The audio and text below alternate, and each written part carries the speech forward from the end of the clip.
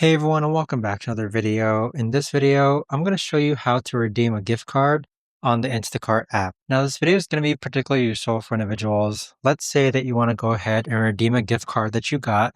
Maybe you received it as a present, maybe you received it as a Christmas gift.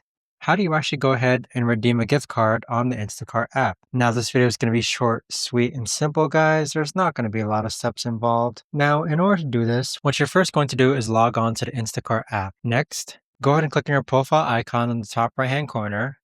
Afterwards, go ahead and click on Credits, Promos, and Gift Cards. Now on this page here, click on Add underneath Credits, and then this is where you're going to enter your promo or gift card code and then click on Enter. But that right there, guys, is the best and easiest way that I know of to actually go ahead and redeem a gift card on the Instacart app. If you guys know of a better or easier way to actually do this, let me know in the comments down below. I would love to know. Thanks so much for watching, everyone, and I'll see you guys all in the next video.